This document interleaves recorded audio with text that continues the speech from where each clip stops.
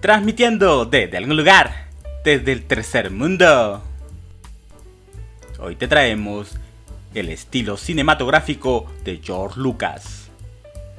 El cine, considerado como uno de los mayores logros de la humanidad, convirtiéndolo en un acto social y cultural muy reconocido, capaz de transmitir emociones, poniendo al espectador en los zapatos de muchos personajes, y con la temática de Star Wars de fondo, podemos abordar esta temática con muchos matices. Desde sus inicios, a los 23 años como estudiante de la Universidad del Sur de California, George Lucas ha sido un cineasta altamente visual. Prefiere mostrar antes que explicar. Influenciado por el cine clásico, la cultura pop y los estilos vanguardistas, Lucas es conocido por planificar minuciosamente cada escena, favoreciendo tomas bien estructuradas. Su estilo tiende a privilegiar planos amplios y tomas estáticas que sitúan al espectador en entornos vastos y utiliza composiciones simétricas y cuadros bien definidos para reforzar la narrativa visual, especialmente en escenas que deben transmitir epicidad o escala como en Star Wars. Antes que George Lucas incursionara en el mundo de la ciencia ficción y la fantasía espacial, era una especie de documentalista, realizando su primer documental llamado 1-4208 en 1966, proyecto final para su carrera en la Universidad del Sur de California. Poema visual con la mayor parte de la banda sonora compuesta por el sonido del motor del auto. Su segundo documental fue The Emperor. Se realizó en 1967, un documental sobre DJ Bob Hobson, apodado El Emperador, un veterano disc jockey del sur de California que estuvo al aire desde la década de 1950 hasta 1980, líder autoproclamado del movimiento juvenil y gobernante de la escena pop. Lucas realizó su tercer documental llamado 6-18-67 en 1967. Este nombre es la fecha en la cual terminó este cortometraje, basado en el rodaje de la película de 1969 McKenna's Gold, en el cual George Lucas se dio cuenta que estaba siendo utilizado para filmar un atrás de cámara o promocionar la película, por lo que se dedicó a filmar 4 minutos de paisaje y retrato del entorno del set de filmación, para luego de 2 minutos aparecer con tomas desde lejos del equipo de filmación de McKenna's Gold. Y su último documental se llamaba Filmmaker. Realizada en 1968, esta película de 30 minutos de rodaje estaba basada en el rodaje de la película de Francis Ford Coppola, The Rain People, de 1969. Este cortometraje fue antes de su película THX 1138. Si bien nunca llegó a ser tan popular como Star Wars, su película THX 1138 muestra sus puntos fuertes como director. American Graffiti utiliza técnicas que combinan el estilo natural y dinámico, creando una atmósfera única de nostalgia y sumergiendo al público en la experiencia de la época retratada en la pantalla.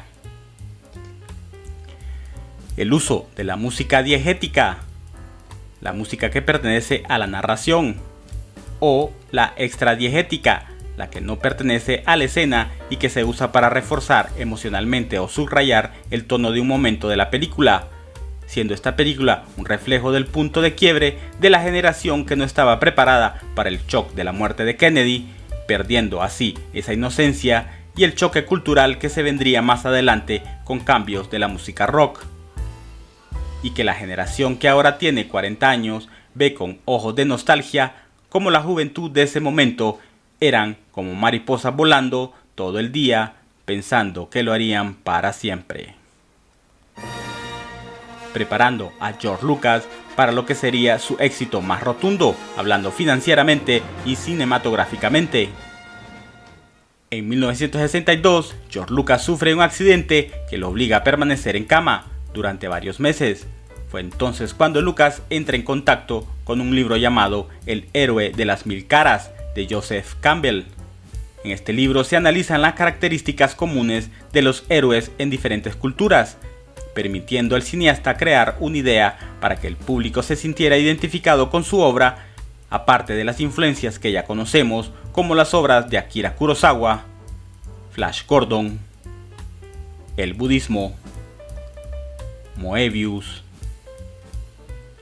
Valerian y Laureline, o los libros como Las enseñanzas de Don Juan de Salvador Castañeda,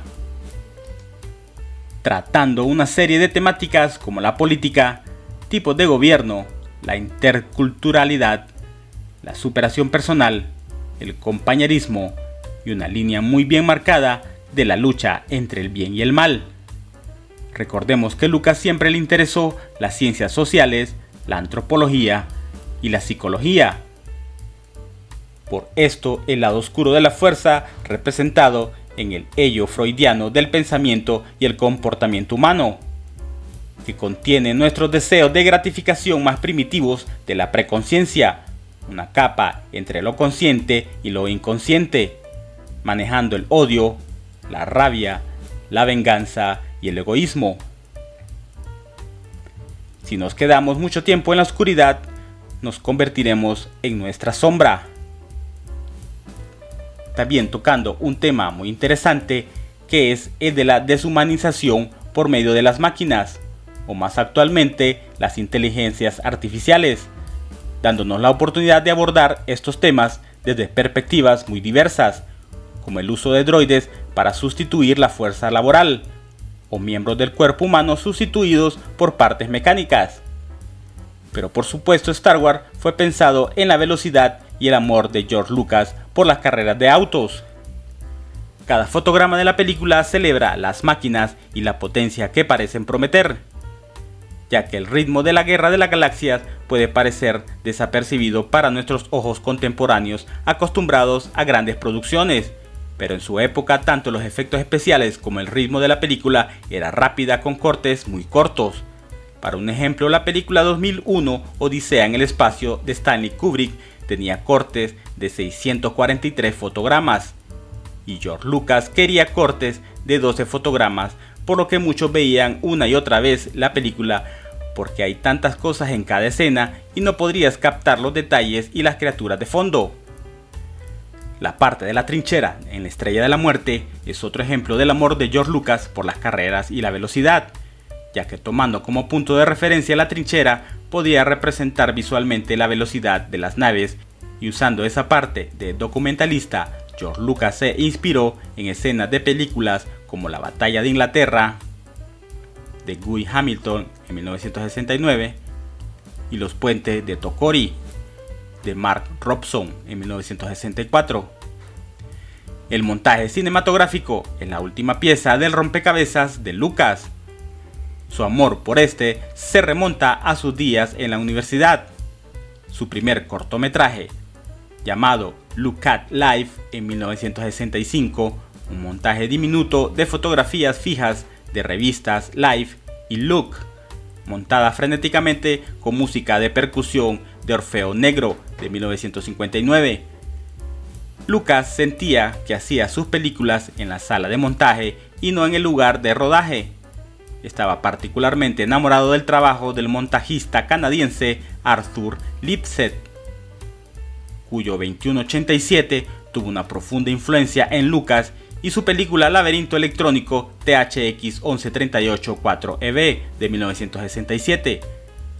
Gran parte del interés por el cine y lo que más disfruta provienen de la edición, como lo dijo en una entrevista para el American Cinematographer en 1991, por lo que esto podría ser también su punto débil como cineasta, ya que era notoriamente desinteresado en retroalimentar a su set de actores. Como ejemplo, en el set de Star Wars, el trío de actores Mark Hamill, Carrie Fisher y Harrison Ford empezó a burlarse de Lucas por lo desesperantemente opaco de sus direcciones, que solo se limitaba en decir haz lo mismo pero mejor, o más rápido, más intenso, resumiendo así el enfoque de George Lucas para hacer películas y alentando a su elenco a improvisar.